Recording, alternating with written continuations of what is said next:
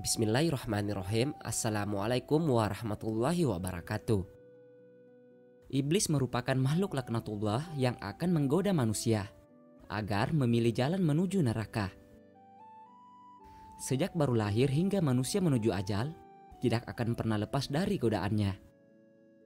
Golongan ini tidak akan membiarkan Bani Adam menjalankan perintah Allah dan Rasul-Nya.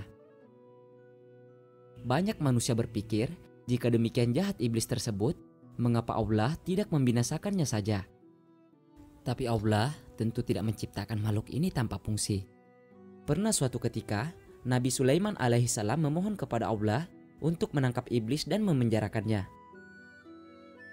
Nabi berharap ketiadaan iblis akan membuat manusia hidup lebih tentram dan damai tanpa dosa. Namun, apa yang terjadi setelahnya membuat Nabi Sulaiman kembali melepaskan makhluk tersebut. Sebenarnya, kondisi apa yang dialami dunia tanpa iblis dan setan? Berikut ulasannya. Kisah ini dipetik dari buku Kisah-Kisah Allah karya Ahmad Mirkhalafzadeh dan Qasim Mirkhalafzadeh. Dalam sebuah riwayat diceritakan bagaimana Nabi Sulaiman alaihissalam memiliki kekuatan penuh menundukkan kalangan manusia, jin, dan juga hewan. Bahkan setan-setan kala itu menjadi pekerjanya untuk membawa dan mengimpor batu-batuan, pasir, serta bahan bangunan lain untuk membangun bangunan-bangunan yang megah. Namun meski dengan kekayaan dan kekuasaan tersebut, ternyata Nabi Sulaiman mencari makan dari rezeki yang diperolehnya dengan berjualan tas di pasar.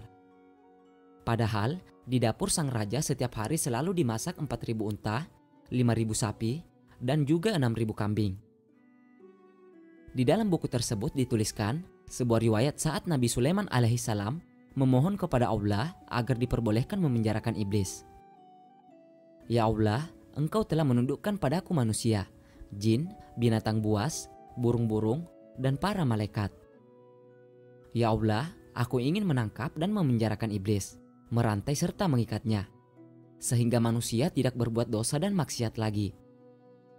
Namun, permintaan ini tidak serta-merta dikabulkan oleh Sang Pencipta. Allah Ta'ala kemudian mewahyukan kepada Nabi Sulaiman bahwa tidak ada baiknya jika iblis ditangkap atau dibinasakan. Wahai Sulaiman, tidak ada baiknya jika iblis ditangkap.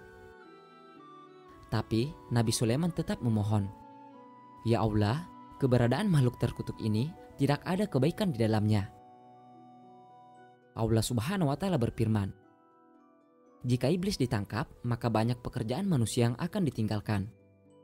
Nabi Sulaiman berkata, Ya Allah, aku ingin menangkap makhluk terkutuk ini selama beberapa hari saja. Kemudian Allah mengizinkan Nabi Sulaiman untuk menangkap iblis dan memenjarakannya. Keesokan harinya, Nabi Sulaiman mengutus pekerjanya untuk berjualan tas ke pasar. Namun sesampainya di pasar, ada hal yang tidak biasanya terjadi.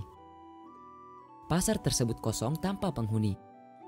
Semua pedagang menutup dagangan mereka. Pekerjanya lalu memberitahukan hal itu kepada Nabi Sulaiman alaihissalam. Nabi Sulaiman alaihissalam bertanya, apa yang telah terjadi? Pekerjanya menjawab, kami tidak tahu. Pada malam itu, Nabi Sulaiman tidak makan dan hanya minum air saja.